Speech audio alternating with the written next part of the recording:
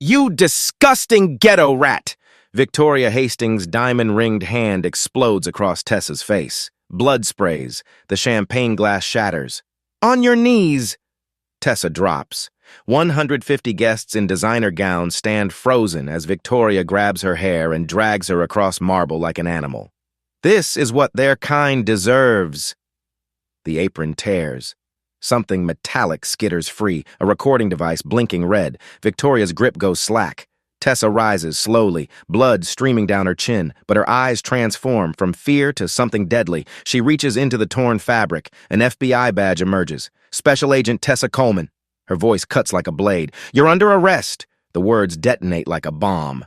Victoria's face drains white. She stumbles backward, gasping, trembling. Her legs buckle. She collapses at the feet of the woman she called trash. The device keeps recording, blinking, capturing everything. What Victoria doesn't know. This arrest is 3 years in the making. 6 weeks earlier. The service elevator descends into shadows. Tessa Coleman adjusts her uniform, fingers brushing the wire in her button. Her other hand touches Lisa's bracelet hidden in her pocket. I'm here, sis. For you. The doors open to a different world. Marble gleams under crystal chandeliers. Floor-to-ceiling windows frame Central Park. Art worth millions covers the walls. This isn't a home. It's a monument to excess. Gerald Davis, 60 and eternally complicit, barely glances at her. Follow me. Don't touch anything. Tessa recognizes him from Lisa's complaints 3 years ago. The man who watched, who did nothing. Victoria Hastings sits behind a mahogany desk, typing. Designer suit. Perfect hair. She doesn't look up. You people always need extra instructions. Victoria's voice drips condescension. Don't touch anything expensive. Girls like you rarely last. Same words, same tone, just like Lisa described. Tessa keeps her face neutral. Yes, ma'am. Gerald hands her a tablet. 52 rooms. Mrs. Hastings has standards. The last girl who worked here didn't work out. The last girl was Lisa. What happened to her? Tessa asks softly. Gerald's eyes flicker. She had an accident after she quit. The lie hangs between them. 3 years ago, Lisa's voice through the phone terrified. She's a monster, Tess. I need out. Just quit, Lisa. Come home. I can't. She has my passport. Threatened to call ICE on the others. Static. She's coming. I have to go. 2 days later, Lisa tried to run. 2 days later, police called about the crash. Back to present. Tessa photographs the staff quarters. Cramped, dark. Wage ledgers show illegal deductions. 3 women sleep here, terrified, trapped. In the West Wing, Victoria's voice rises. Tessa activates her button camera. Victoria towers over a young woman, Eastern European, 19, trembling. You breathe too loudly, it's disgusting. The girl nods, tears streaming. One more mistake and you're deported. Like the last black girl who talked back. She means Lisa. The recording captures everything. That night, Tessa finds a loose tile in the staff bathroom. She pries it free. Lisa's diary falls into her hands. First entry. If anything happens to me, it's not an accident. Victoria Hastings threatened to kill me. Lisa. Tessa's vision blurs. She presses the diary to her chest. I found it, Lisa. Your proof. The last page reads, She's killed someone before me. Day 5. Tessa moves through Victoria's bedroom with practiced efficiency. Silk sheets, closets the size of apartments, a bathroom with gold fixtures. The laptop sits open on the nightstand. Tessa glances at the door. Empty hallway. She has 90 seconds before the cleaning schedule puts her somewhere else. The screen glows. Email open. Subject, Coleman problem, 2022. Her heart stops. Gerald, the Coleman situation is handled. Mechanic confirmed brake line severance. Police report filed as accidental. $50K transferred to close investigation. Destroy this email. V. Tessa's hands tremble as she photographs the screen. Button camera captures everything. This is it. Proof. Murder conspiracy in writing. Find something interesting? Victoria's voice slices through the silence. Tessa spins. Victoria stands in the doorway, arms crossed, eyes sharp as knives. I was just cleaning, ma'am. The laptop was open, unlocked, convenient. Victoria steps inside, closing the door behind her. The lock clicks. Do you think I'm stupid? She circles Tessa like a predator stalking prey. What's your name again? Tessa Coleman, ma'am. Victoria stops, studies Tessa's face with surgical precision. Coleman. The name rolls off her tongue. You look familiar? Do I know you? She remembers Lisa. Stay calm, don't react. Tessa shakes her head. No, ma'am. Oh, I've never... Victoria grabs Tessa's wrist. Her grip is iron. She pulls Tessa close, examining her features. You remind me of someone. A girl who used to work here. Same defiant eyes, same stubborn chin. Tessa's pulse hammers. I don't know what you mean. She thought she was smart too. Victoria's voice drops to a whisper. Thought she could run. Thought she could go to the police with her little complaints. The threat hangs in the air between them. Do you know what happens to girls who run, Tessa? Don't break. Don't give her anything. No, ma'am. Victoria leans in. Her breath is mint and malice. They have accidents. She releases Tessa's wrist, steps back, smooths her designer jacket. One mistake, just one, and I'll make sure you regret ever stepping foot in my home. Understood? Yes, ma'am. Victoria exits. The door clicks shut. Tessa's legs nearly give out. She grabs the nightstand, breathing hard. Not from fear, from pure, incandescent rage. She pulls out her phone, records a voice memo for the FBI. She just threatened me. Same word she used on Lisa. She's testing me, pushing to see if I'll break. I need 4 more weeks. She's going to confess. Day 12. The penthouse transforms into a palace. Crystal chandeliers blaze. A string quartet plays Vivaldi. 150 guests in designer gowns and tailored suits sip champagne worth more than Tessa's yearly salary. She moves through the crowd in her uniform, invisible, a ghost serving drinks to people who don't see her face. Victoria holds court near the windows, laughing with a U.S. senator. Her $15,000 gown shimmers under the lights. Tessa approaches with a tray of champagne flutes. This moment is deliberate, calculated. Lisa's diary mentioned Victoria's public cruelty at parties. Let her show everyone who she really is. Tessa's foot catches, just slightly. The tray tilts. Champagne arcs through the air in slow motion. It splashes across Victoria's chest. The silk gown darkens instantly. $15,000 ruined. The room goes silent. The quartet stops mid-note. Victoria's face contorts, from shock to fury in half a second. Her hand moves faster than thought. The slap echoes like a gunshot. Tessa's head snaps sideways. Blood fills her mouth, but the button camera on her uniform captures everything, every face, every witness. You clumsy ghetto roach! Victoria's voice cuts through the silence. This is a $15,000 gown. Do you have any idea? She doesn't finish. Her hand strikes again, harder. Tessa drops to one knee, not from the blow, from performance. I'm so sorry, Mrs. Hastings. I didn't mean... On your knees, now! Victoria's voice is ice and venom. Wipe it up, use your hands. 150 people watch, not one moves, not one speaks. Tessa lowers herself completely, presses her palms to the marble. The champagne is cold against her skin as she wipes, dragging her hands across the floor like a dog cleaning its mess. Victoria stands over her, triumphant. This is what happens when standards drop. When we let these people into our homes. Scattered, nervous laughter from the crowd. Senator Douglas raises his glass. Quite right, Victoria. Sometimes they need reminding of their place. Victoria smiles, cold, cruel. The last girl who complained about my methods learned her lesson, permanently. The word hangs in the air. Permanently. Tessa's heart races. That's it. That's the confession. On camera, in front of a U.S. senator. The senator chuckles. What happened to her? Victoria sips her champagne, eyes glittering. Car accident. Very tragic. Her tone makes it clear it was anything but. Gerald appears, grabs Tessa's arm, pulls her toward the service hallway. In the corridor, he whispers urgently, Just quit. Leave tonight. Your sister tried to fight back too. Look where it got her! Tessa freezes. What did you say? Gerald realizes his mistake. His face drains. He hurries away. He knows about Lisa. He was involved. Tessa retreats to the staff bathroom. Her hands shake, not from pain, but rage so pure it burns. She touches Lisa's bracelet through her pocket, records a voice memo. Gerald Davis knows about Lisa's murder. Victoria just bragged about permanent lesson to Senator Douglas. I have it all on tape. Her reflection stares back, bruised cheek, bloodied lip, the same injuries Lisa had 3 years ago. Tessa smiles through the blood.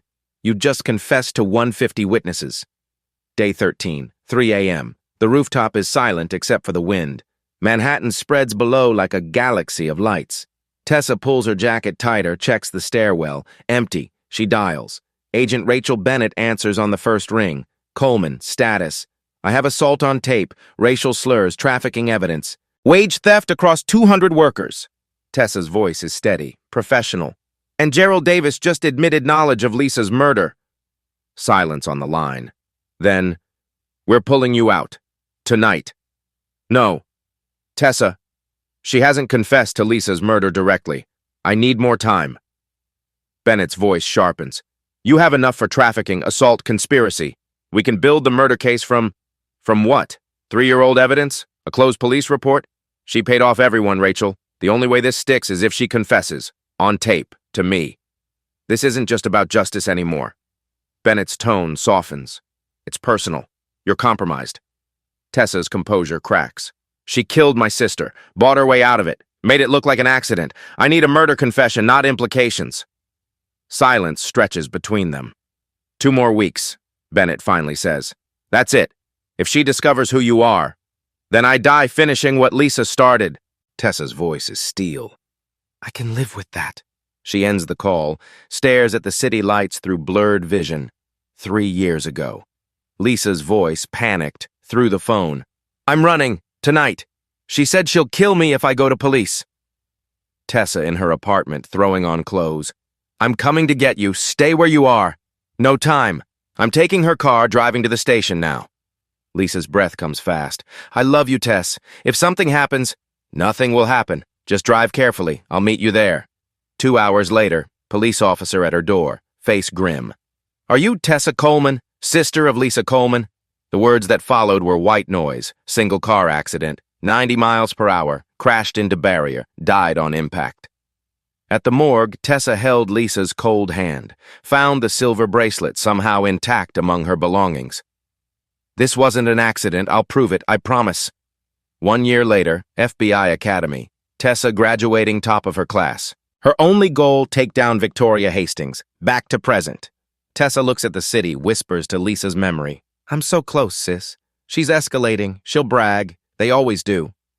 43 floors below, Victoria can't sleep. She stares at the background check on her tablet. Tessa Coleman, clean record, references check out, employment history solid. But something feels wrong. She calls her private investigator. Dig deeper on the new Maid. I want everything. Family, friends, where she was 3 years ago. She hangs up. Calls Gerald. Watch that new girl. Something's off about her. Gerald's voice is cautious. Want me to handle her like, not yet. I want to see if she breaks first. Victoria smiles in the darkness. She's broken dozens of girls before. This one will be no different.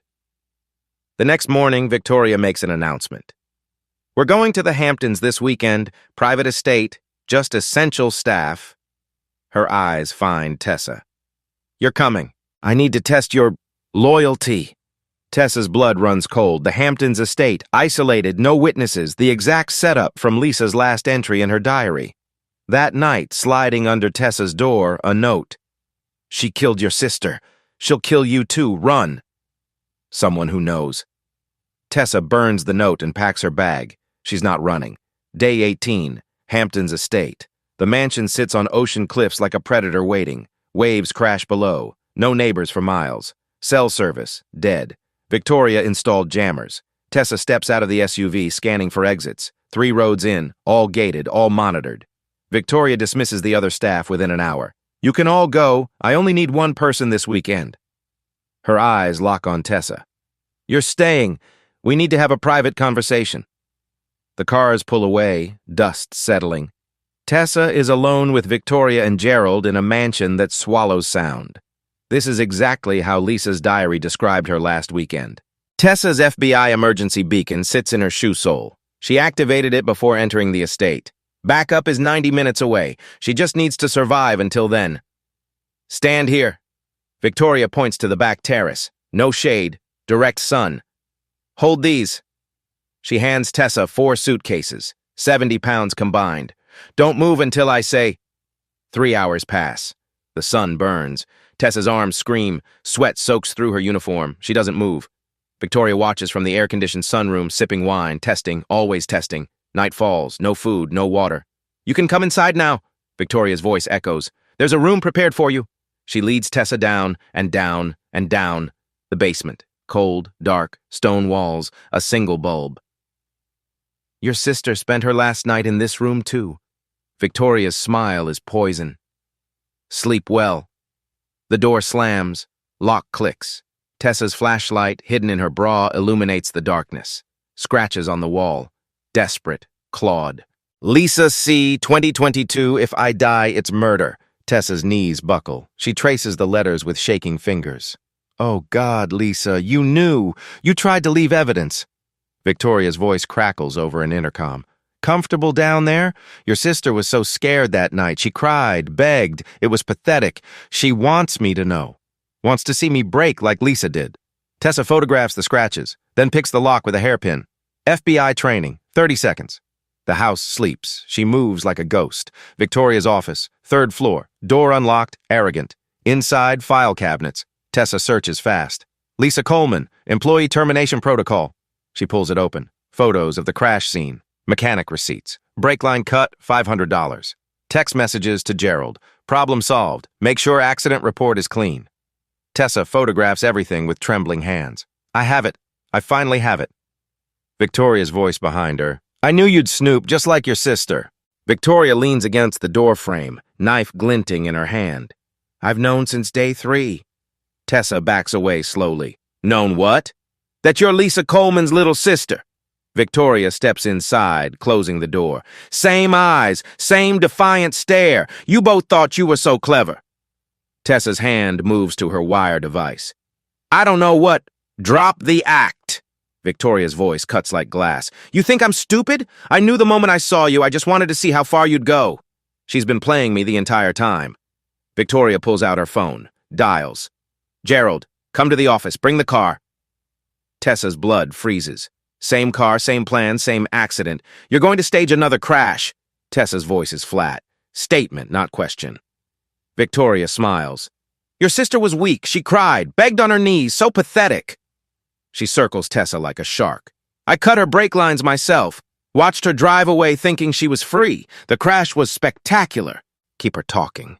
FBI is coming. The police believed every word I said, Victoria continues, drunk on her own power.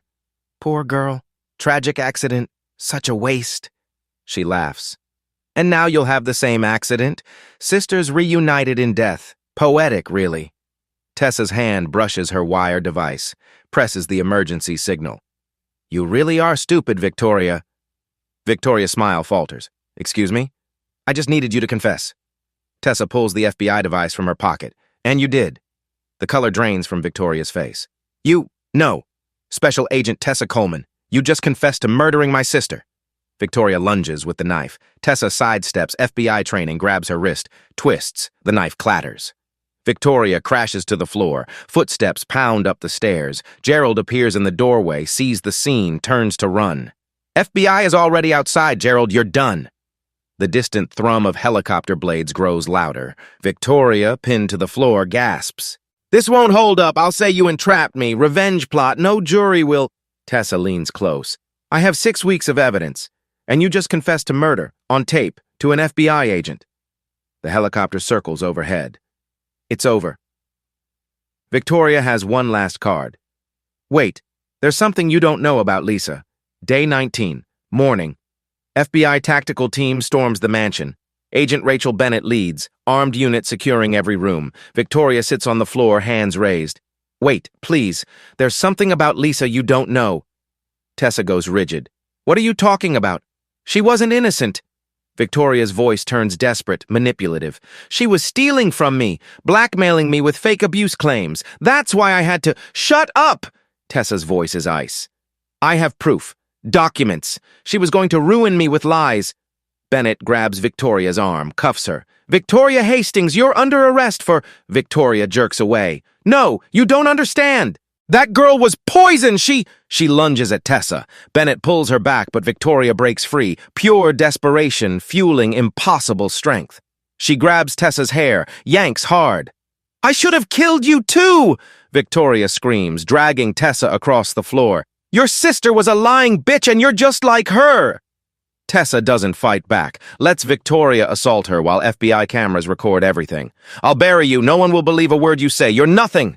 The fabric of Tessa's apron strains, rips. The FBI recording device tumbles free, spins across the floor, stops at Bennett's feet. Victoria freezes, her grip goes slack.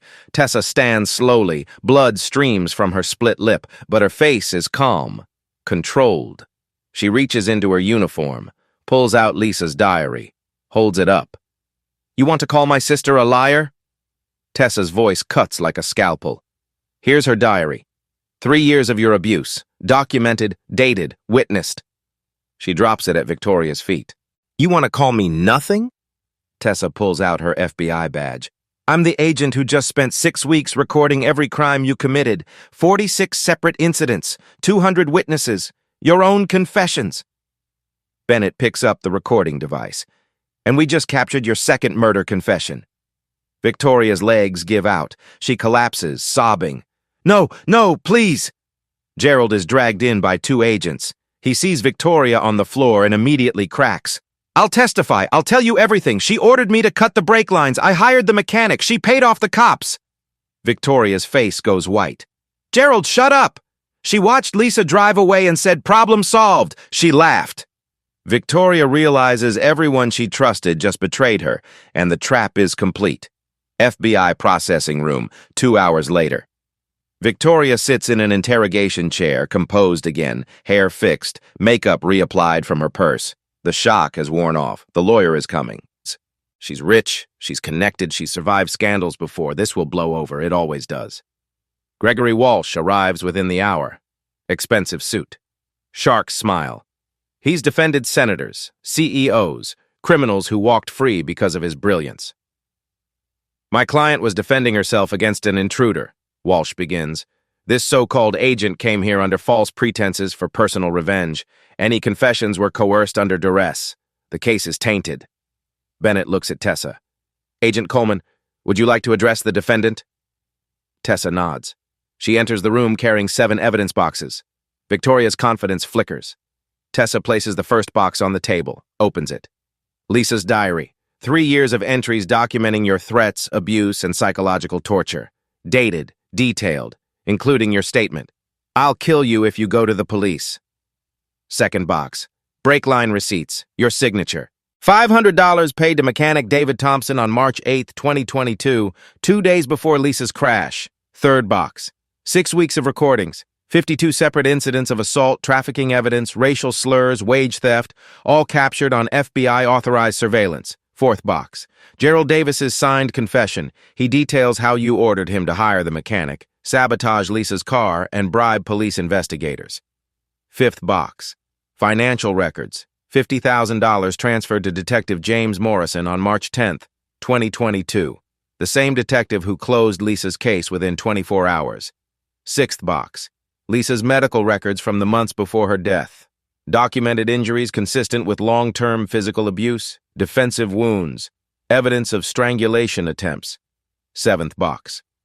Police report showing suspicious closed investigation. We traced payments from your offshore accounts to 3 officers involved in the case. Tessa opens each box methodically. Walsh's confident expression crumbles with each revelation. Your client paid to have my sister's brake lines cut. Tessa's voice is surgical. She watched Lisa drive to her death. She bribed police to close the investigation. She confessed twice on camera to federal agents. She leans forward. Mr. Walsh, I didn't entrap anyone. I gave your client 6 weeks to not commit crimes on camera. She chose to assault me, threaten me, use racial slurs, and ultimately confess to premeditated murder. Walsh tries to interject.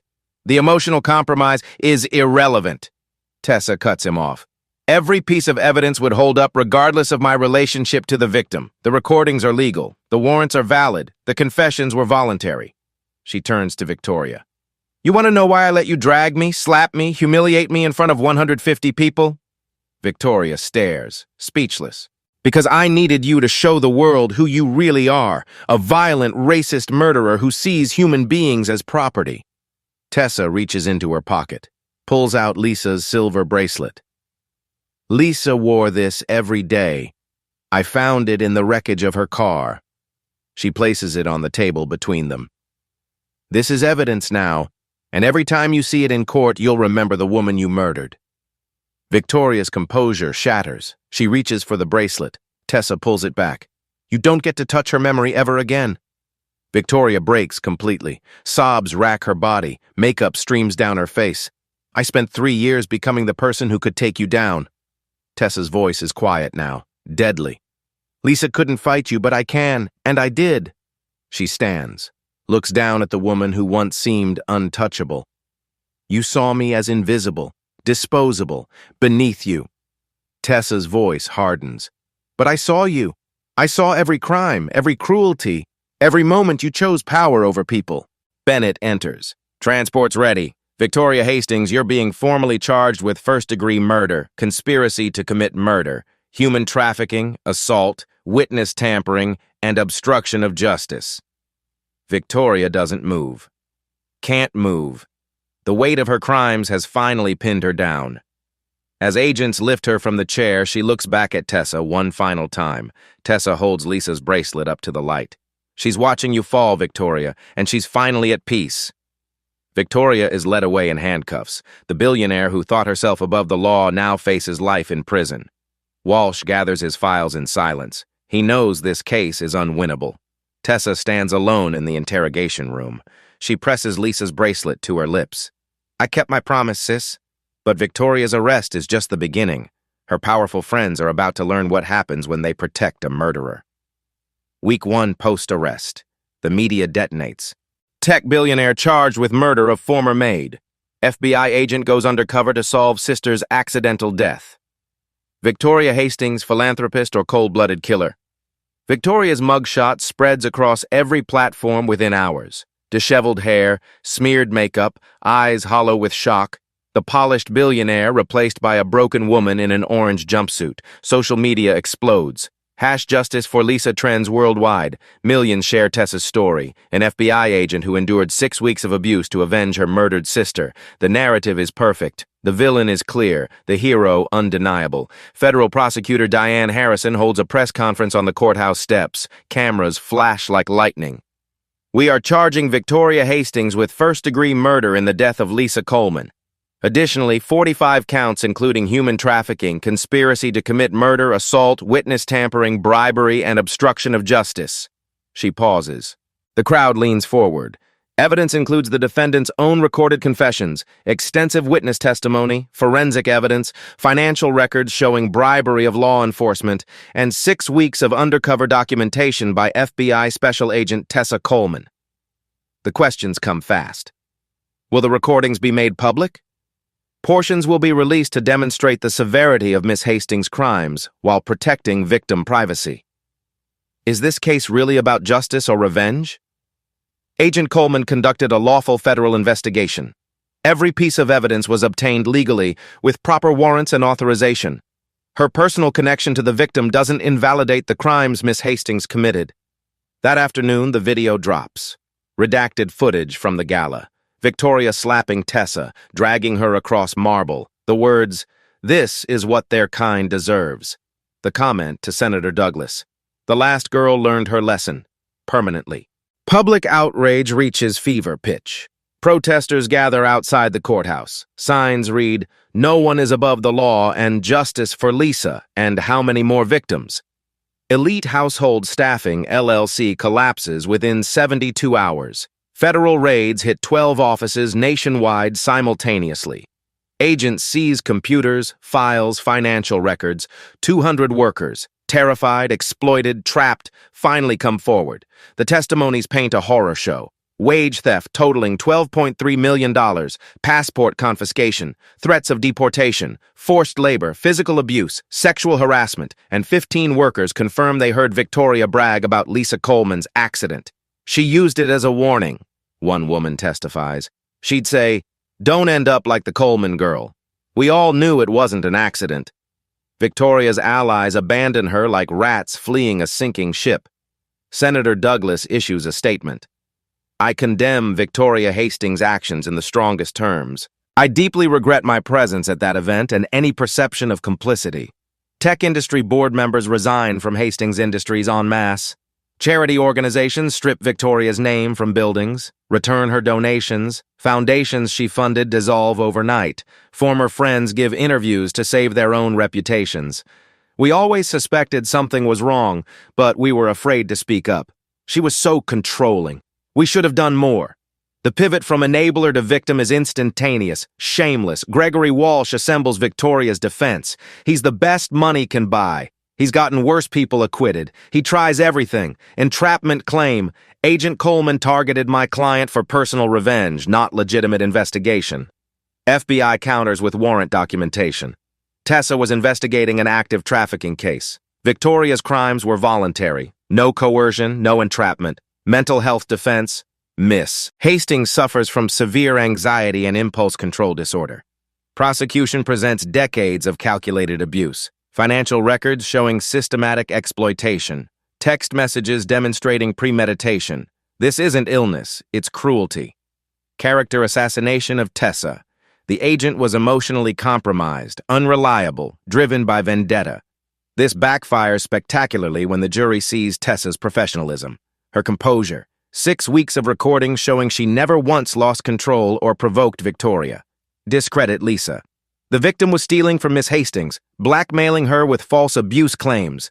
Prosecution shows Victoria's own financial records. No theft occurred, no missing money. The accusation is pure fiction. Every defense strategy crumbles against the mountain of evidence. Tessa's formal deposition. She sits across from Walsh in a conference room. Cameras rolling, every word recorded. Walsh leans forward. Isn't it true you joined the FBI specifically to target my client? Tessa's voice is steady. I joined the FBI to seek justice for my sister's murder. When your client's company was investigated for trafficking, I volunteered for an operation that would serve both the federal case and Lisa's cold case. You were emotionally compromised. I was professionally thorough. Every piece of evidence would hold up regardless of my personal connection. You manipulated her. Tessa's eyes harden. I gave your client 6 weeks to not commit crimes on camera. She chose to assault me, use racial slurs, threaten me, and confess to murder. Those were her choices, not mine. Walsh switches tactics. My sister was a 31-year-old woman who wanted to escape abuse. Tessa's voice cuts like steel.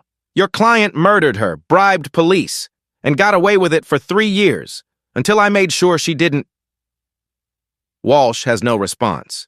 The worker testimonies break hearts. Emily Brooks, 19, Romanian, trembling on the stand. She made me work 18 hours every day, paid $3 per hour. When I asked about Lisa Coleman, Mrs. Hastings said that one learned her lesson. I was terrified. Sarah Mitchell, 34, Polish, voice shaking. She took my passport, said if I complained she'd have me deported. She mentioned Lisa all the time as a warning. Don't end up like her. We all knew it wasn't an accident. Hannah Cooper, 28, Irish, tears streaming. I saw Victoria slap Lisa 2 days before her accident. Lisa told me she was going to run. The next day, she was dead. Each testimony strengthens the murder case. Victoria used Lisa's death as a weapon to terrorize other workers. The corporate fallout cascades. Hastings Industries stock plummets 82%. Billions in market value evaporate overnight. The board votes unanimously to remove Victoria as CEO. Install interim leadership. Begin damage control. Class action lawsuit filed by 200 workers. $50 million in damages sought. Shareholders file fraud lawsuit. They claim Victoria hid criminal liability from investors. IRS launches criminal tax audit. Offshore accounts. Suspicious payments. Money laundering potential. Multiple states open investigations into elite household staffing operations. The empire Victoria built on exploitation crumbles to dust. Victoria attempts damage control. A televised statement from jail. Hair styled. Makeup applied. Tears ready. I deeply regret my actions. I recognize that I hurt people. I'm getting help. I'm learning. I hope someday the Coleman family can... The comment section explodes with rage. Fake tears, too late. You're only sorry you got caught memes spread. Victoria's crying face photoshopped into various contexts. The internet is merciless. Tessa sits for a 60 minutes interview. The journalist leans forward. You risked your life to catch your sister's killer. Was it worth it? Tessa's expression is calm, resolved, every second. Lisa couldn't get justice for herself, but I could get it for her, and in the process, we freed 200 women from Victoria's control. That's not revenge, that's accountability. The camera cuts to Lisa's photo. Young, smiling, full of life. This is Lisa Coleman. She was 31 years old. She loved to paint, wanted to open her own art gallery. Victoria Hastings stole that future. Tessa's voice doesn't waver. I'm just making sure Lisa's story is told, that she's remembered, that her death meant something. The interview goes viral. 15 million views in 24 hours. Comments pour in. This is what justice looks like. Tessa Coleman is a hero. How many more Lisas are out there? Private moment. Tessa stands at Lisa's grave, fresh flowers in her hands. The cemetery is quiet except for birdsong. She kneels, places the FBI badge on the headstone, places Victoria's arrest warrant beside it. I did it, Lisa. Her voice breaks. She confessed. She's going to prison for what she did to you. The tears come finally. 3 years of grief, rage, determination, all pouring out. I miss you so much every day, but I kept my promise. She touches the headstone. Justice is coming, sis. You can rest now. She sits in the grass, talks to Lisa like she's still here, tells her about the trial, the workers freed, the law that might be named after her. An hour passes, maybe 2. Finally, Tessa stands, wipes her eyes. I have to go. More work to do, more people to help. She kisses her fingers, presses them to Lisa's name carved in granite. I love you, always. Victoria's jail reality. No silk sheets, no designer clothes, no power. Inmates recognize her. They've seen the news. Many were domestic workers themselves. Victoria is isolated, afraid, powerless. The irony is perfect. She experiences what her victims felt. Guards treat her like any other prisoner. No special treatment, no deference. At night, she lies on a thin mattress and stares at concrete ceilings. The fall from penthouse to prison cell is complete. The trial date is set, and the whole world is watching. Federal courthouse, 8 weeks post-arrest. Victoria enters in an orange jumpsuit. Shackles clink with each step. Her hair hangs limp. No makeup, no jewelry. The woman who once commanded boardrooms now shuffles like a prisoner, because that's what she is. The courtroom is packed. Media, Lisa's friends, 200 workers she exploited, FBI colleagues, every seat filled. Judge Patricia Monroe takes the bench. Black woman, 60 years old, stern face carved from decades of seeing injustice. Her eyes hold no sympathy. All rise.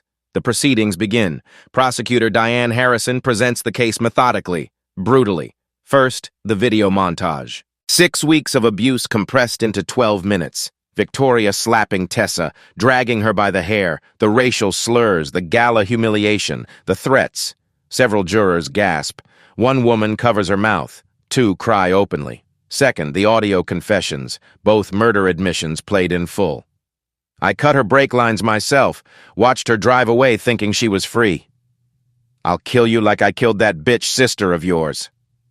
Victoria's voice fills the courtroom, her own words condemning her. Third, forensic evidence. The mechanic testifies about cutting brake lines, brings the actual severed brake line from Lisa's car, holds it up for the jury. She paid me $500 cash, told me to make it look like wear and tear.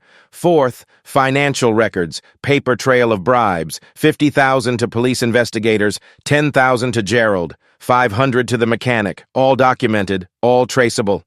Fifth, Gerald's testimony.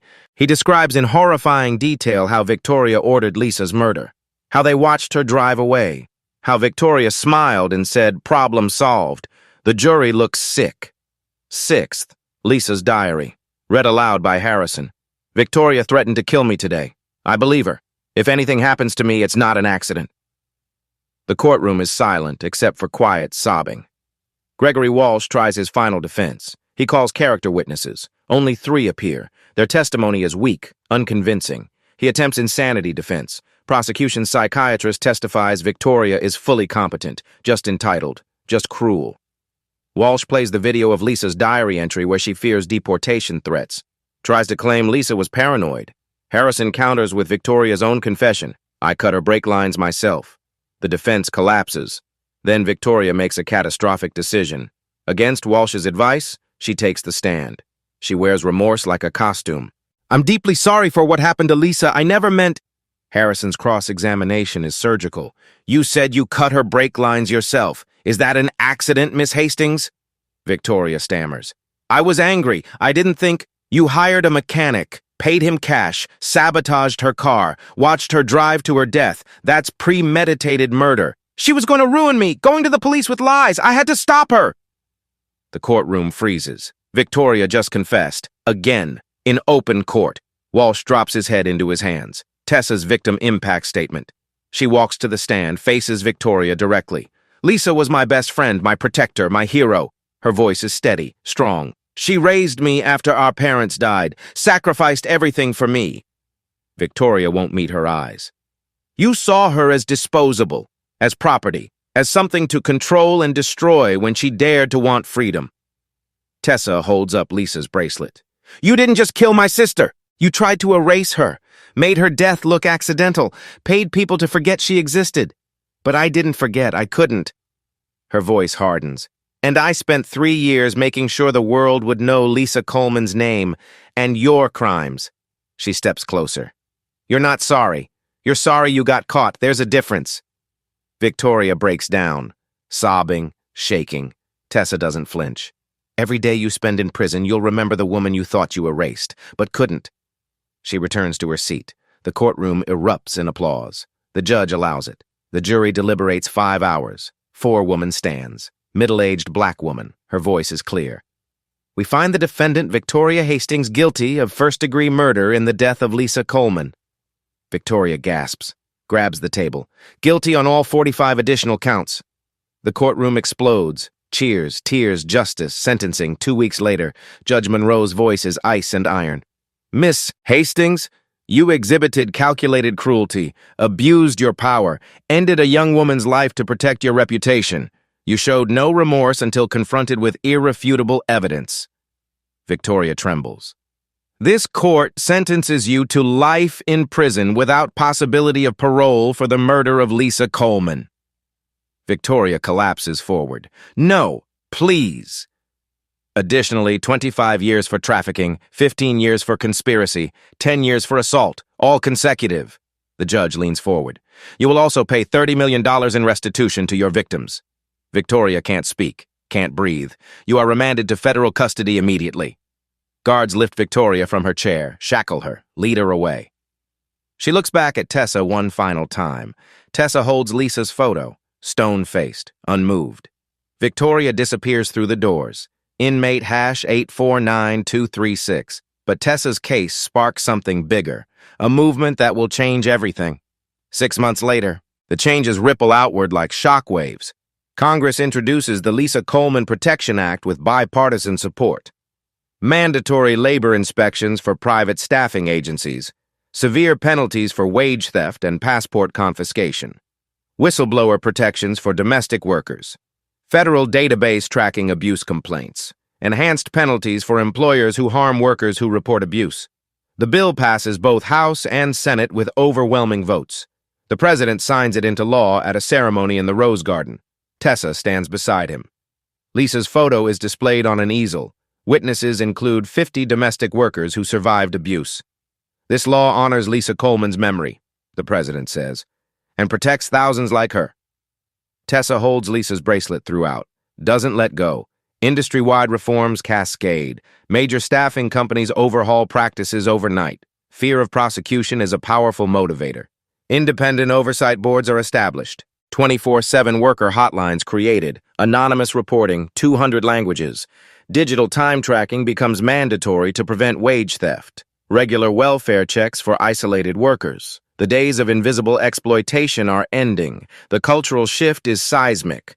Hash justice for Lisa trends for months. Domestic workers organize, form unions, demand dignity. Celebrities and influencers spotlight worker rights. Public awareness reaches unprecedented levels. A documentary titled The Girl They Erased, Lisa Coleman's Story premieres on streaming platforms. It wins an Emmy.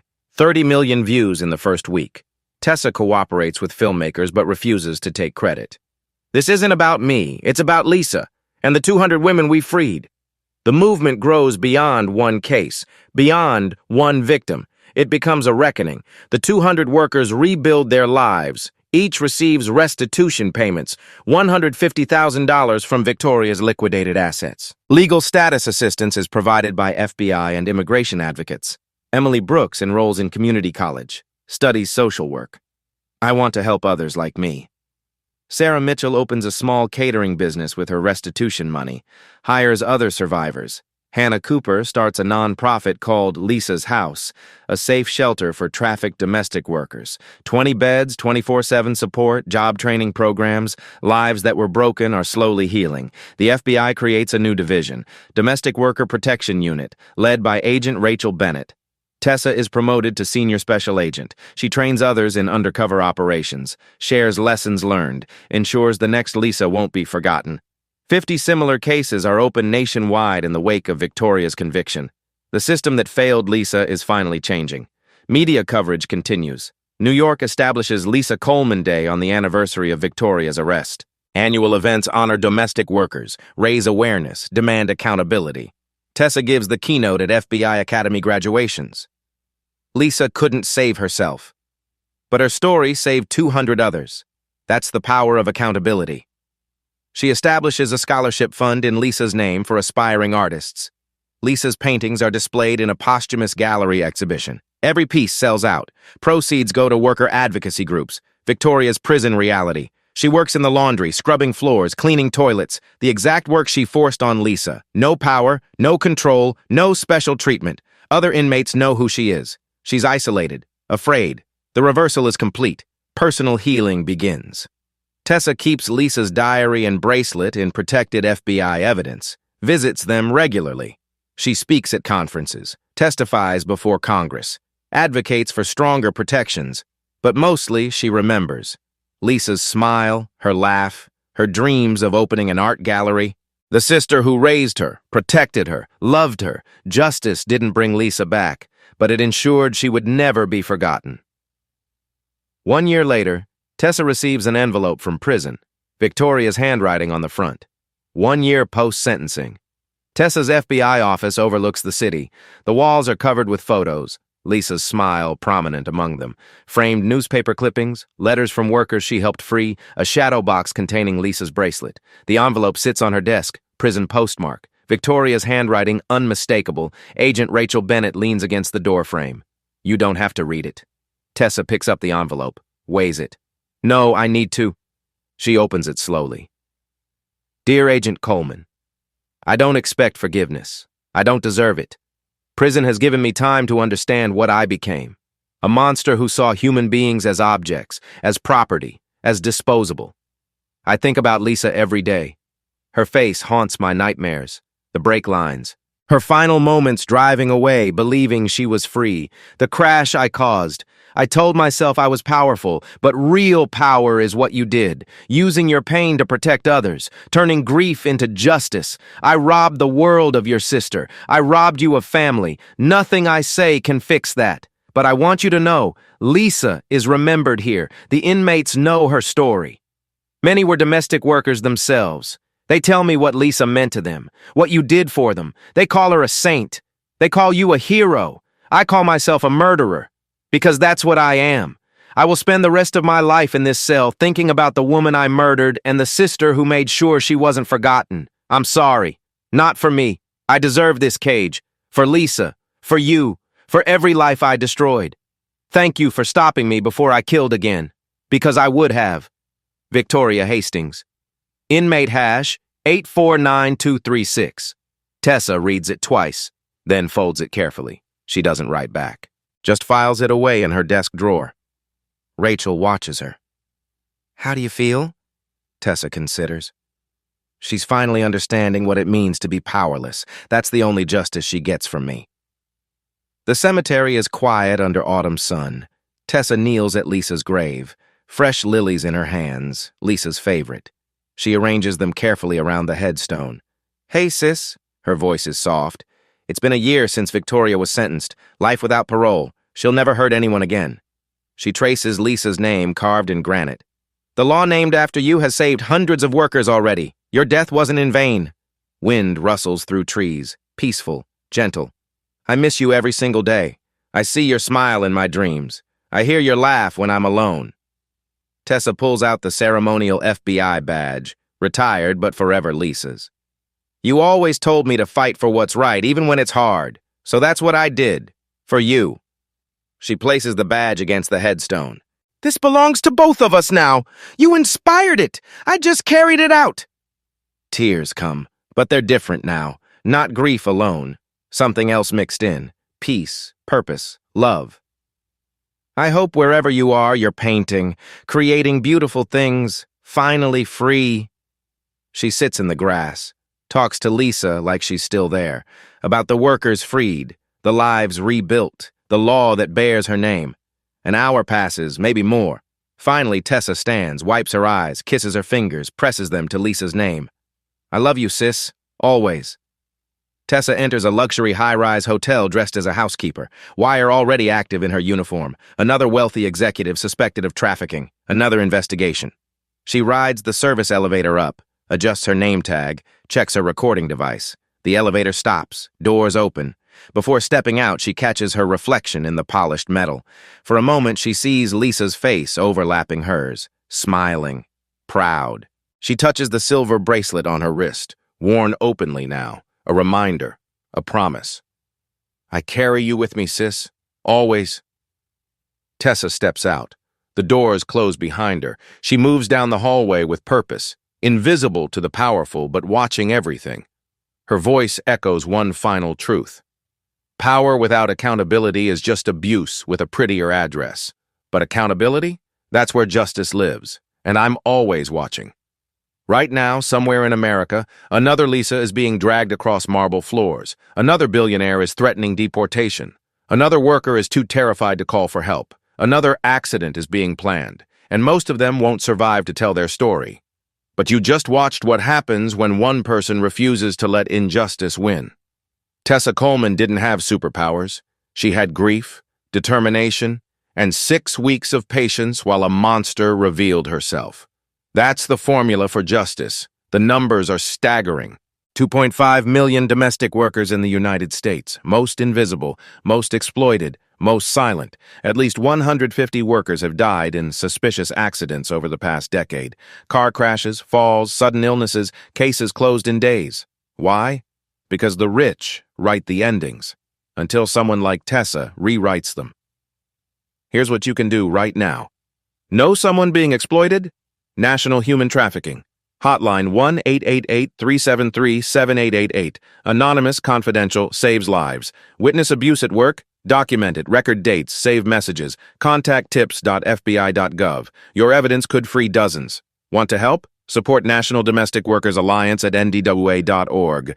They provide legal aid, resources, and protection. One phone call, one tip, one share. That's all it takes to be someone's Tessa. Let's make this go viral. Share this story with someone who needs to hear it. Your aunt who employs domestic help. Your friend in hospitality. Your colleague who thinks it doesn't happen here. It happens everywhere. Comment below. What would you have done in Tessa's position? Would you endure 6 weeks of abuse to catch a killer? Would you risk your life for justice? Would you let the slap land so the camera could capture it? Tell us, because your answer reveals who you are.